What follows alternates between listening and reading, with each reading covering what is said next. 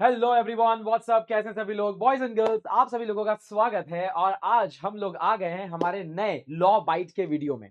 So this is a special series जो मैंने आप लोगों के लिए बना रखी है। These are small small videos but with huge impact. ठीक है, क्योंकि कुछ टॉपिक्स ऐसे होते हैं जो आप लोगों को परेशान करते हैं। स्टैंड अलोन अलग से देखना है, पूरे लेक्चर में नहीं जाना है, पूरे चैप्टर में नहीं घुसना है, तो यहां पर आ जाओ, इस वीडियो को देख लो, आपका काम हो जाएगा। ठीक है, तो चलिए स्टार्ट करते हैं एकदम खतरनाक तरीके से। आज जो टॉपिक है मैं डिस्कस करने वाला हूं in this law byte video is presentment. ठीक है, तो प्रेजेंटमेंट का जो टॉपिक है वो आप लोगों को ना नेगोशिएबल इंस्ट्रूमेंट्स चैप्टर के अंदर मिलता है, एनआईए एक्ट के अंदर मिलता है। सो this is my video number 7। जैसे कि आपको नंबरिंग दिख रही होगी, सभी थंबनेल्स पे आपको नंबरिंग दिख जाएगी, so you can follow the trend also कि आपने कितने वीडियोस इस सीरीज के अंदर देख लिए हैं और भी फ्यूचर में आते जाएंगे, इसमें ऐड होते जाएंगे। ठीक है, प्रेजेंटमेंट ऑफ एन इंस्ट्रूमेंट। अब ये सारे नोट्स आपको कहां मिलेंगे, तो जैसे आपको दिख रहा है चाणक्य 4.0 बैच के अंदर है। कुछ लेक्चर्स जो हुए थे, कुछ वीडियोस जो हुए थे वो लास्ट टाइम हुए थे, तो लास्ट टाइम संचय बैच के नाम से हम लोगों ने बैच लॉन्च किया था। तो आप संचय बैच में जाके भी उन वीडियोस को देख सकते हैं और बाकी को आप यहां पर देख सकते हैं चाणक्य 4.0। सो इधर संचय में मिलेंगे नोट्स आपको या 4.0 में मिलेंगे, आप लोग देख लेना। चलिए, तो प्रेजेंटमेंट का टॉपिक है, नेगोशिएबल इंस्ट्रूमेंट्स एक्ट आपका चैप्टर है और सेक्शन ना ये 61 से लेकर 77 तक यहां पर कवर करने वाला है। तो चलिए स्टार्ट करते हैं एकदम मस्त वाली एनर्जी के साथ में। आ जाइए boys and girls, this is CJ and ये है कानून का जुनून, जो आपके अंदर भी है, मेरे अंदर भी है। So what are we waiting for? फटाफट सीए बनते हैं एवरीवन, कमान कमान कमान। चलिए, बहुत ही बढ़िया। तो आ जाओ यार, स्टार्ट करते हैं। ये वीडियो 6 नहीं, वीडियो 7 है। ठीक है, इसको 7 पकड़ लेना। सबसे पहला प्रश्न मुझे ये पूछना है जो आप लोगों के मन में आता है, और मैं एक अच्छी चीज बताता हूं। जब मैं ये वीडियो का नाम दे रहा था, तो जो बैकएंड में टीम में लोग होते हैं जिनकी वजह से हम यहाँ पर सारा काम कर पाते हैं, ठीक है, तो एक मैम ने मुझसे पूछा, सर ये प्रेजेंटमेंट क्या होता है, आपने टॉपिक का नाम तो दिया है। And that's when I realized कि टॉपिक कुछ ऐसा नहीं है जो एक लेमैन को समझ में नहीं आता है, उनको पता है। जब मैंने मीनिंग समझा तो उन्होंने कहा, ओह सर इतना इजी है क्या, अच्छा ओके। तो मैंने उनको एक नॉर्मल सा मीनिंग बताया, जरा इंग्लिश में समझना। प्रेजेंटमेंट यानी कि किसी चीज को ना प्रेजेंट करना। अब आप, जाहिर सी बात है, आप नेगोशिएबल इंस्ट्रूमेंट्स एक्ट के अंदर हो, तो आप किसकी बात कर रहे हो? You are talking about negotiable instruments. अच्छा, आपके पास में एनआईए या तो बात करता है प्रॉमिसरी नोट के बारे में, या बिल ऑफ एक्सचेंज के बारे में बात करता है, या चेक के बारे में बात करता है। तीन इंस्ट्रूमेंट्स है जिनके बारे में हम लोग यहां पर बात करते हैं। ठीक है, just a second, I think ये स्मॉल कंपनी कहां से आ गया भाई। ओके, ये शीट थोड़ी गलती से आ गई। चलो, अब समझना व्हाट इज अ प्रेजेंटमेंट। सबसे पहले हम लोग ये समझते हैं।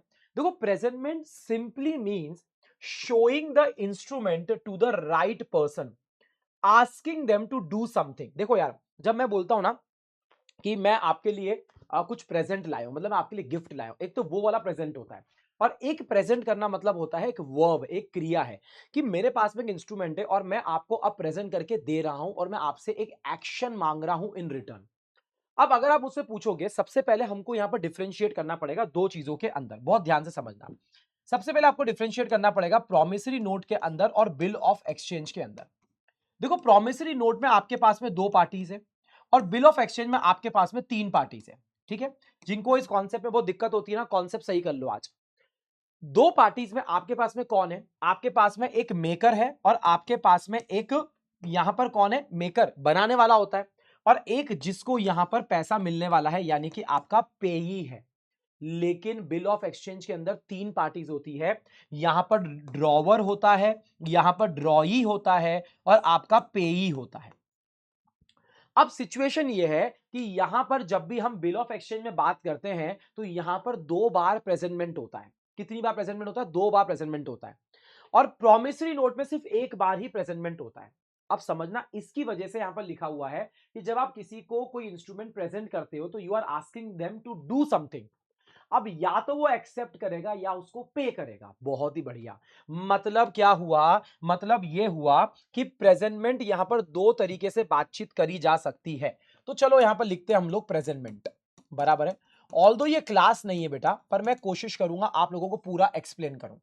जब प्रेजेंटमेंट एक, या तो होगा एक्सेप्टेंस के लिए, या फिर आपका प्रेजेंटमेंट होगा पे करने के लिए, यानी कि पेमेंट के लिए।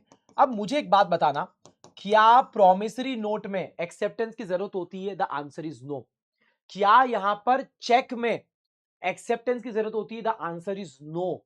क्योंकि बिल ऑफ एक्सचेंज के केस में क्या होता है? बिल ऑफ एक्सचेंज के केस में यहां पर एक बनाने वाला होता है, वो बनाकर ड्रॉई के ऊपर इंस्ट्रूमेंट को ड्रॉ करता है और वो इस पर्सन को बोलता है कि तू इसको एक्सेप्ट कर। जब ये पर्सन एक्सेप्ट कर लेता है तो ये बन जाता है एक्सेप्टर, और इसको बोला जाता है कि ए भाई चल तू पेमेंट कर, जो जाएगा पेई के पास में। इसका मतलब यह है कि बिल ऑफ एक्सचेंज के केस में एक्सेप्टेंस दो बार होता है। आप एक बार तो पहले एक्सेप्टेंस के लिए प्रेजेंट करते हो कि ये लीजिए ना प्लीज, आप ये पेमेंट कर देंगे, आप उसको पेमेंट कर देंगे, हाँ कर देंगे, ओके तो एक्सेप्ट कर लीजिए। तो पहली बार मैंने यहां पर प्रेजेंट किया इंस्ट्रूमेंट को कि आप एक्सेप्ट कर लो। अब दूसरी बारी इसको प्रेजेंट कब किया जाएगा? जब इस बंदे को पैसे चाहिए। जब इस बंदे को पैसे चाहिए तो वो प्रेजेंट करेगा, लाओ भाई मुझे पैसा दो, लाओ भाई मुझे पैसा दो। तो इसीलिए बोला जाता है, एक होता है presentment for acceptance which happens only in case of bill of exchange, and presentment for payment है वो सभी केसेस में होता है। मतलब प्रॉमिसरी नोट में, बिल ऑफ एक्सचेंज में और आपके चेक में। देखो भाई साहब, आप तीनों ही केसेस में यहां पर प्रेजेंट करोगे। प्रॉमिसरी नोट में आप मेकर को प्रेजेंट करोगे कि ला भाई मुझे पैसा दे दे, ला भाई मुझे पैसा दे दे। बिल ऑफ एक्सचेंज में जिसने एक्सेप्ट किया है आप उसको बोलोगे ला भाई तूने एक्सेप्ट किया था तो मुझे पैसा दे दे। और चेक के केस में, cheque is also a kind of bill of exchange, but it is something, it is an instrument जहां पर जो हमारा ड्रॉई है वो फिक्स होता है और वो हमारा बैंक होता है। यानी कि चेक के केस में आप ड्रॉई को करोगे जो कि आपका बैंकर होता है, जो कि आपका बैंकर होता है, आप उसको प्रेजेंट करोगे, ला भाई तू पैसा दे दे मुझको, ये मेरा चेक है। ठीक है, so coming back to our main point कि या तो एक्सेप्ट करो या पेमेंट करो। प्रेजेंटमेंट एसेंशियल होता है डिमांड पैदा करने के लिए। मैंने आपको बोला कि भाई साहब मैं प्रॉमिस करता हूं आपको 1 महीने के बाद में पैसे दूंगा, तो ये इंस्ट्रूमेंट लाकर आप मुझे दे देना। तो भाई साहब 1 महीने के बाद में आपको प्रॉमिसरी नोट लाकर देना पड़ेगा ना, कि ले भाई ला मुझे पैसा दे, सिंपल सी बात है। ठीक है, तो इधर प्लीज एक्सेप्ट दिस ऐसा बोला जाता है, या फिर बोला जाता है टू पे this. It depends on the situation कि आप कौन सी सिचुएशन के अंदर यहां पर हो। तो हम ना अलग अलग सिचुएशंस के बारे में यहां पर बात करेंगे। देखो, सबसे पहला सिचुएशन यहां पर जो मैंने आप लोगों को बताया वो क्या है? Presentment for acceptance only in case of bill of exchange. दूसरा होता है प्रेजेंटमेंट फॉर पेमेंट, जो सभी केसेस के अंदर होता है। दोनों के दोनों इंस्ट्रूमेंट या तीनों तीनों इंस्ट्रूमेंट के अंदर होता है, दो नहीं यहां पर तीन कर सकते हो आप, बराबर है, in all the instruments, in all the instruments. और तीसरा है प्रेजेंटमेंट फॉर साइट। ये एक स्पेशल चीज होती है जहां पर मैं आपको बताऊंगा जब साइट शब्द को यूज किया जाता है, इधर इट इज एट साइट और आफ्टर साइट। इसको हम यहां पर समझने की कोशिश करेंगे। स्पेशल काइंड होता है जो प्रॉमिसरी नोट के केस में, बिल ऑफ एक्सचेंज के केस में हम लोग यहां पर बना सकते हैं। Now understand this, section number कहां से शुरू होते हैं? यहां पर सेक्शन नंबर 61 से चालू होते हैं, 77 तक जाते हैं। 61 और 64 ये हम लोग सबसे पहले साथ में पढ़ते हैं। 61 सबसे पहले बात करता है बेटा किसके बारे में? एक्सेप्टेंस के बारे में, यानी कि प्रेजेंटमेंट फॉर एक्सेप्टेंस। और ये कौन से केस में होता है? मैंने आपको बता दिया, only in case of bill of exchange, not in case of promissory note और चेक। और जब ड्रॉई एक्सेप्ट कर लेता है तो बिल ऑफ एक्सचेंज एक्सेप्ट हो जाता है। अगर ड्रॉई एक्सेप्ट ना करे तो उसको हम लोग बोलते हैं that the bill is dishonour due to lack of acceptance. यानी कि एक्सेप्टेंस नहीं हुआ तो उसको डिसऑनर बोल दिया जाता है due to non acceptance. Non acceptance, acceptance नहीं हुआ तो वो डिसऑनर हो गया। 61 इस वाली सिचुएशन के बारे में बात करता है। ऑन द अदर हैंड अगर आप मुझसे बात करोगे, सेक्शन 64 पे जंप करना पड़ेगा। 64 आपसे नॉर्मल बात करता है जो मैंने आपको यहां पर बताया। बेसिकली आपको समझ में आया? This was 61, this was 61 and this was 64। मतलब कि आप नॉर्मल केस में आप क्या करोगे? पेमेंट के लिए जब भी आप प्रेजेंट करोगे 64 के पास आना, प्रॉमिसरी नोट में मेकर को प्रेजेंट करना, बिल ऑफ एक्सचेंज में एक्सेप्टर को करना, और चेक के केस में आप यहां पर ड्रॉई को प्रेजेंट करना। ठीक है, देखो स्टार शीट बहुत सिंपल सी अपनी, इधर आओ, ये देखो आप 64 एंड 61। 61 पहले बताया only in case of bill of exchange, दो बार ही होता है, एक बार एक्सेप्ट करने के लिए, एक बार पेमेंट करने के लिए। अगर एक्सेप्टेंस के बाद में जब आप पेमेंट के लिए जाते हो ना, आपने बोला ला पेमेंट ला पेमेंट ला पेमेंट ला, बराबर है, पेमेंट हो जाता है, तो बिल ऑफ एक्सचेंज डिस्चार्ज हो जाता है, बिल ऑफ एक्सचेंज डिस्चार्ज हो जाता है, यानी कि आपका इंस्ट्रूमेंट डिस्चार्ज हो जाता है, करेक्ट है। लेकिन अगर पेमेंट के लिए बोला और पेमेंट नहीं हुआ, then it is dishonoured due to non payment, non payment की वजह से डिसऑनर हो जाता है। और एक्सेप्टेंस नहीं होता है तो ये डिसऑनर हो जाता है due to non acceptance, as simple as that. ठीक है, चल अब आगे चलते हैं हम लोग। सेक्शन 64 का ना एक छोटा सा एक्सेप्शन बना हुआ है। देखो सेक्शन 64 क्या बोलता है, सेक्शन 64 ने बोला कि आप ना पेमेंट के लिए प्रेजेंट करो। मुझे एक बात बताओ, अगर इंस्ट्रूमेंट लिखा हुआ है आफ्टर साइट, अब सुनना, इस बात को यहां पर ही इंट्रोड्यूस कर रहा हूं, अगर लिखा हुआ है आफ्टर साइट, इसका मतलब क्या होता है? आफ्टर साइट का मतलब होता है नजारा देखेंगे उसके बाद में हम सोचेंगे क्या करना है, समझ रहे हो आप? हाँ समझ रहे हो, नजारा देखेंगे पहले, साइट मतलब आपका इंस्ट्रूमेंट दिखाइए, चलिए चलिए चलिए इंस्ट्रूमेंट दिखाइए आप। अच्छा, अब आपने प्रेजेंट कर दिया, आपने इंस्ट्रूमेंट दे दिया, अब हम 1 महीना चालू करेंगे। फॉर एग्जाम्पल यहां पर पप्पू ने बोला, पप्पू ने बोला कि I will pay you 1 month after site, I will pay you मतलब उसने बोला आई प्रॉमिस टू पे, क्या बोला उसने? आई प्रॉमिस टू पे यू 1 मंथ आफ्टर साइट। इसका मतलब यह है कि जब आप हमको दिखाओगे हम उसके बाद में 1 महीने में आपको पेमेंट करेंगे। तो अगर इंस्ट्रूमेंट में लिखा हुआ है, इंस्ट्रूमेंट बना हुआ है 1 को, बराबर है, और यहां पर ये इंस्ट्रूमेंट को हमारे पास में लाया गया है आफ्टर साइट है, ये हमारे पास में आया है 15 सितंबर को, तो 15 सितंबर से इसकी उल्टी गिनती चालू होगी, यानी कि 15 सितंबर से आपने जब हमको प्रेजेंट किया है, we will pay you after 1 month, दर्शन होने के बाद में, दर्शन होने के बाद में। ठीक है, जब एट साइट लिखा हुआ होता है तो एट साइट मतलब होता है कि जब भी हम आपको लाकर देंगे ये आपको डिमांड पर पे करना होगा, आपको डिमांड पर पे करना होगा, सिंपल सी बात है। ठीक है गाइस, ओके, आई होप आपको इतना समझ में आया होगा। अब देखना इसमें एक बात समझना, प्रेजेंटमेंट जरूरी क्यों होता है। देखो मैं आपको एक चीज एक्सप्लेन करता हूं, ये समझने के लिए, एक्सेप्शन को समझने के लिए।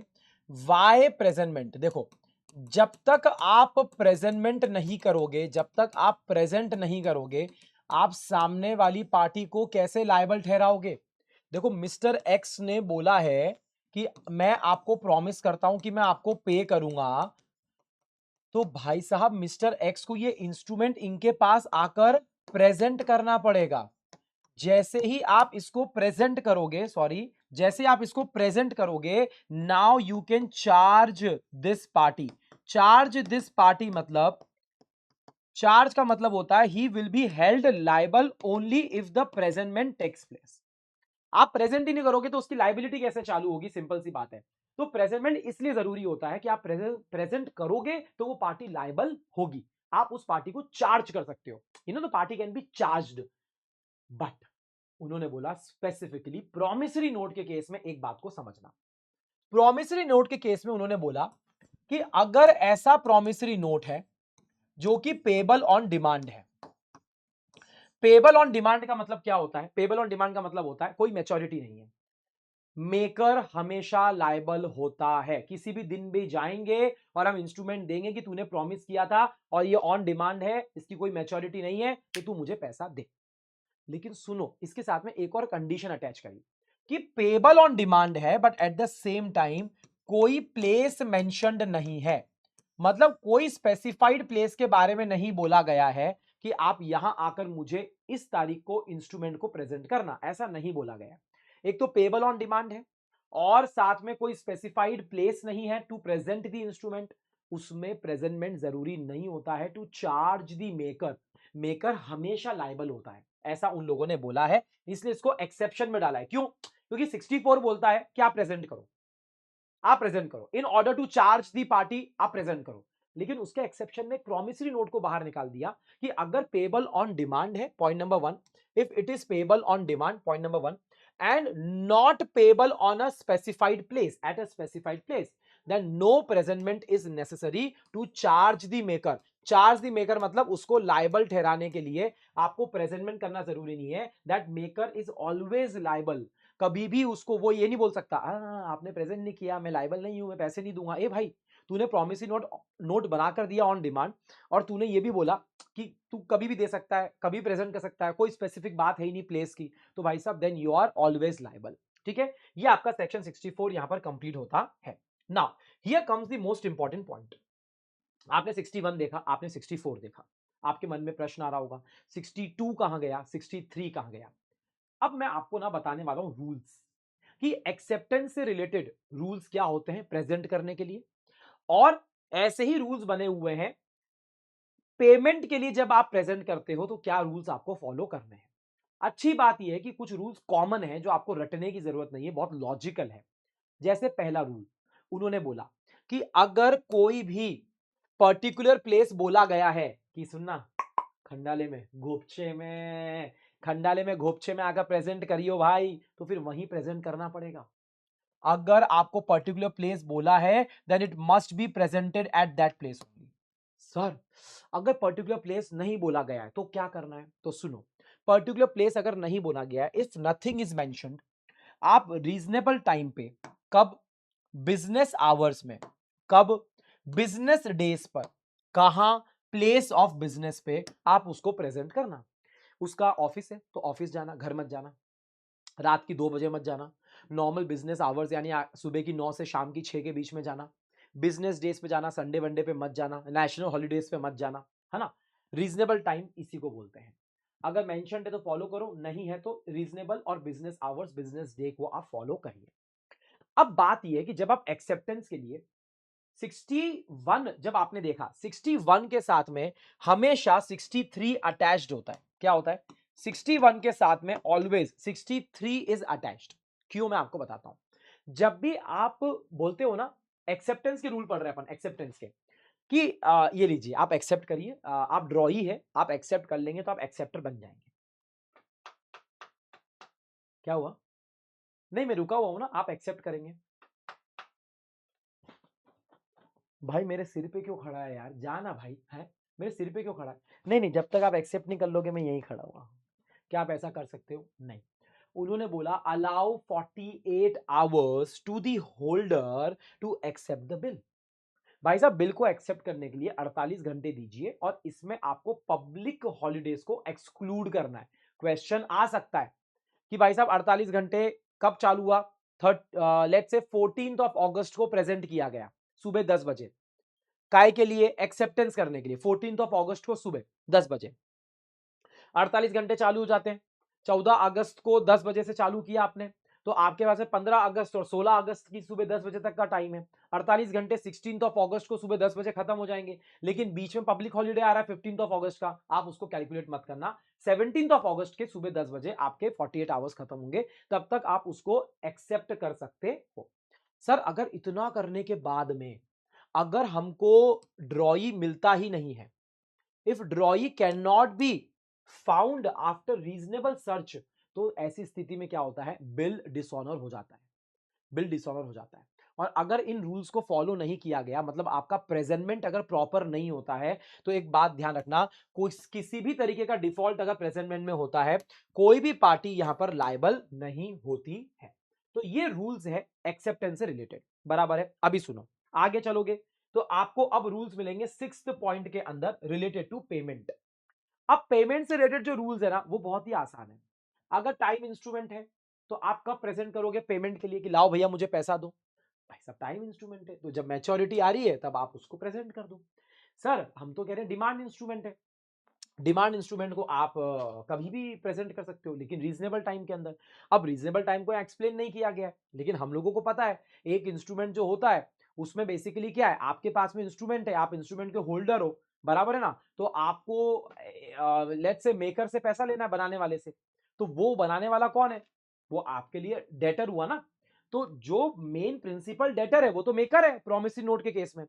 तो आप कब तक जा सकते हो उसके पास में, तो भाई साहब ये डेट जो है ना, अगर हम नॉर्मल पार्लांस में बात करें, 3 साल का टाइम बाद डेट तो हमको पता है, कोई भी डेट अगर है वो 3 साल तक सही रहता है लिमिटेशन एक्ट के हिसाब से। रीजनेबल टाइम आप ये लगा लेना कि आपको जल्दी से जल्दी जाकर उसको प्रेजेंट करना है, अगर डिमांड इंस्ट्रूमेंट भी है तो, ठीक है, रीजनेबल टाइम के अंदर।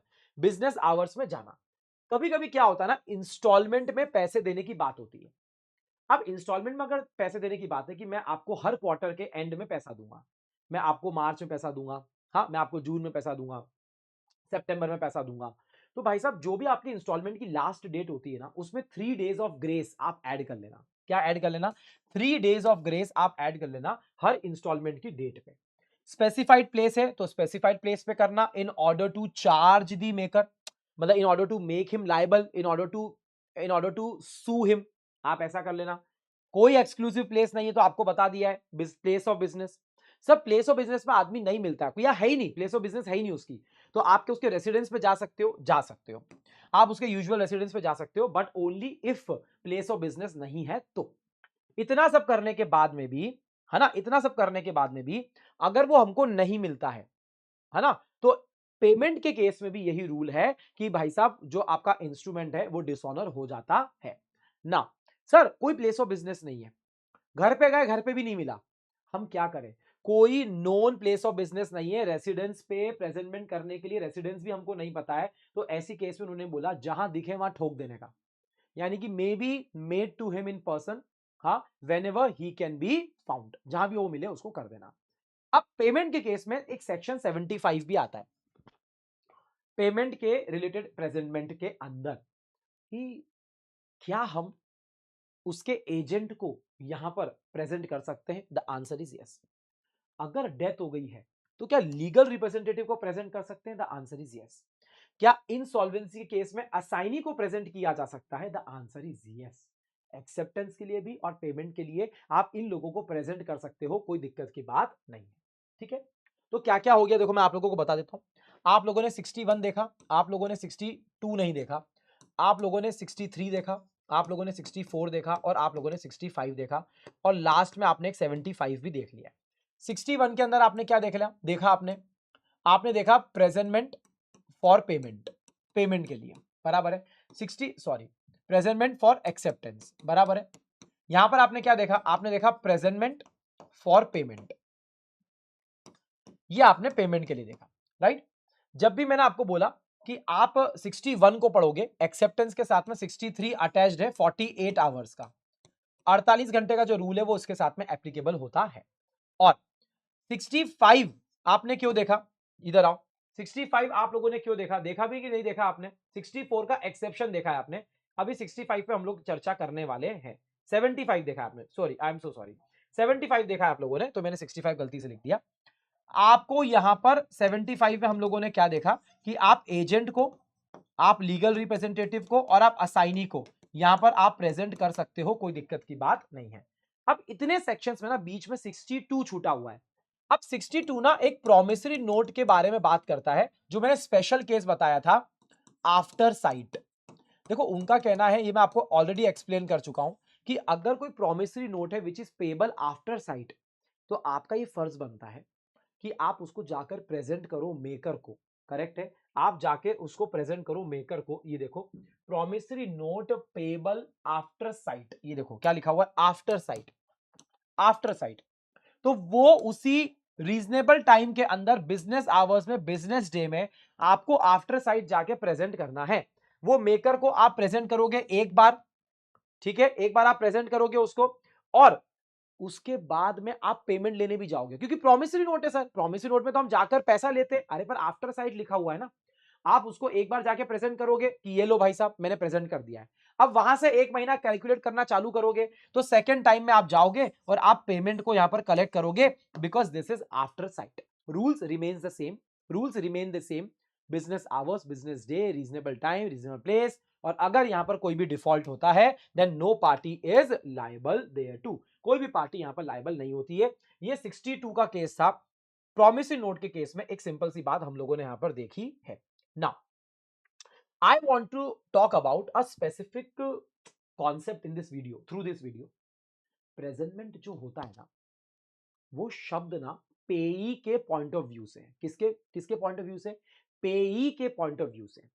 पेई मतलब कौन होता है? पेई मतलब वो होता है जो यहां पर पैसा जिसको मिलने वाला है, तो जिसको पैसा चाहिए वही तो जाके प्रेजेंट करेगा, है ना।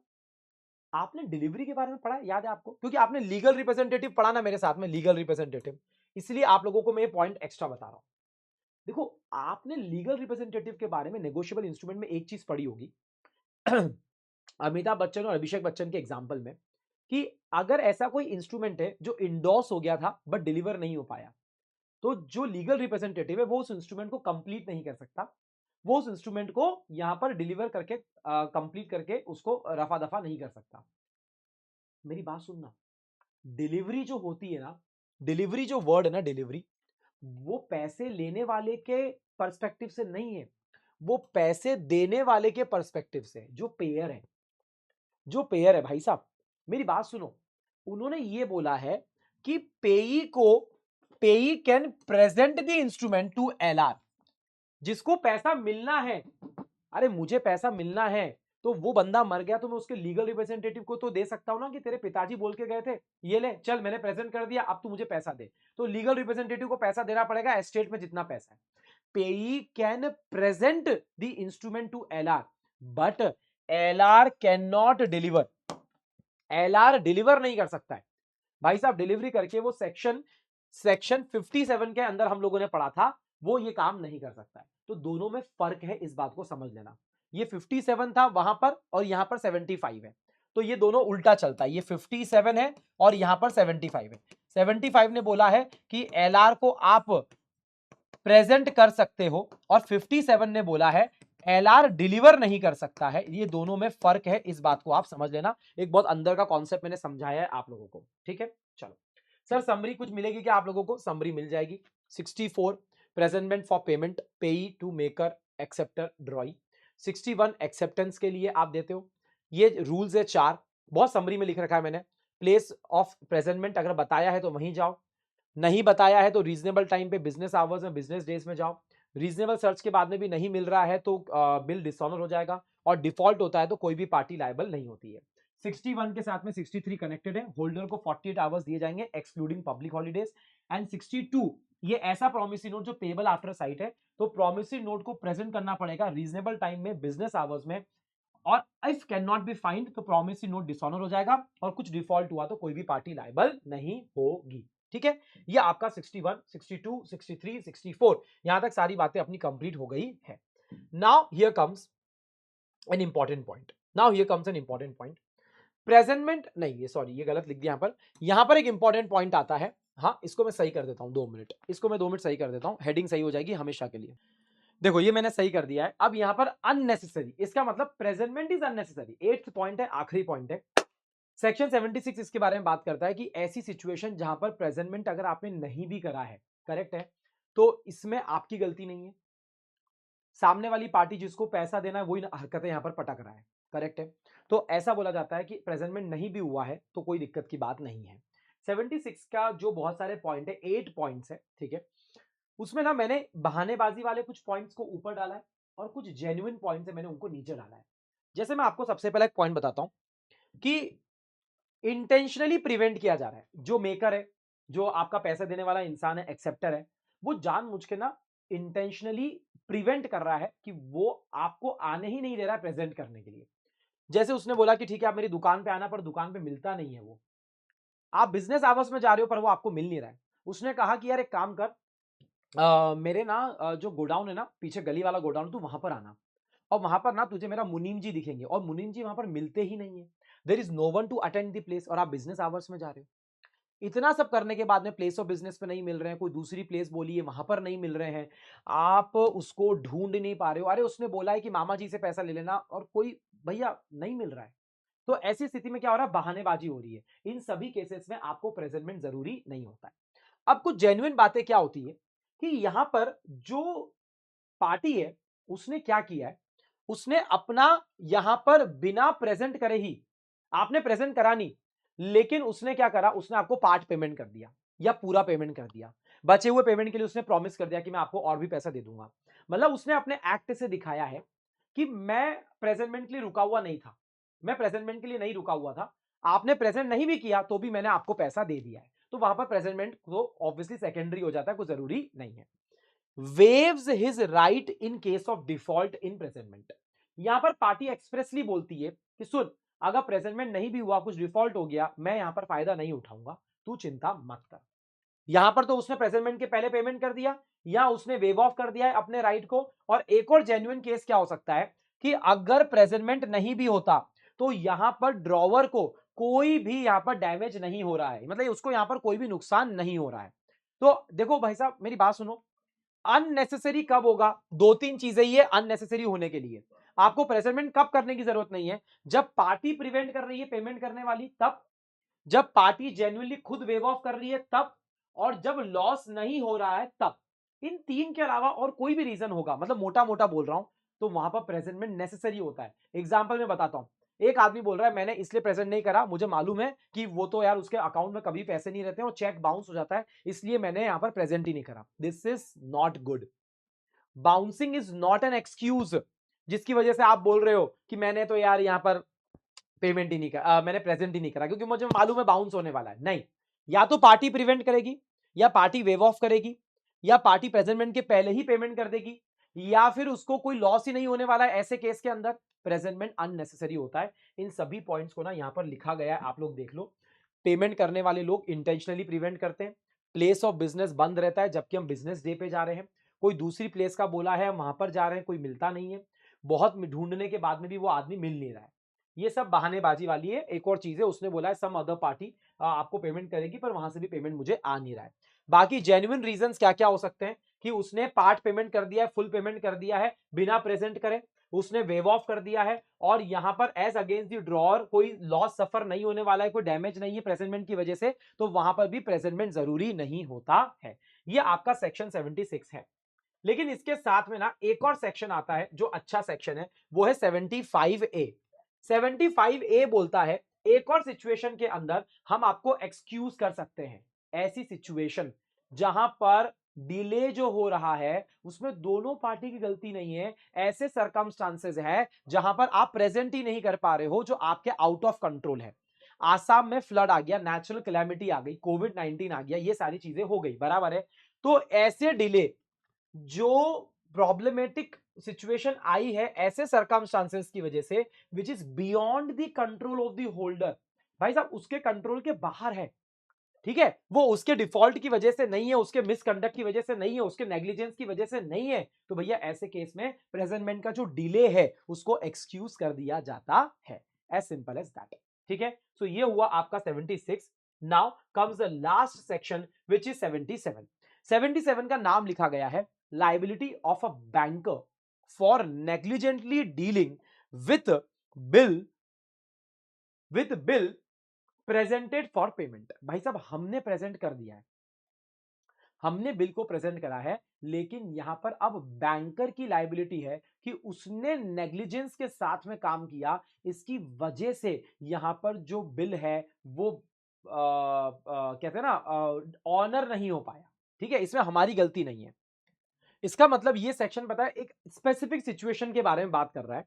वो ये बोल रहा है कि आप समझना ये आपका बिल ऑफ एक्सचेंज है, करेक्ट है, एक बिल ऑफ एक्सचेंज बना है, ठीक है, which is payable eight a specified bank. तो स्पेसिफाइड बैंक यानी कि कोई bank that becomes a place of payment, correct है इन दैट केस।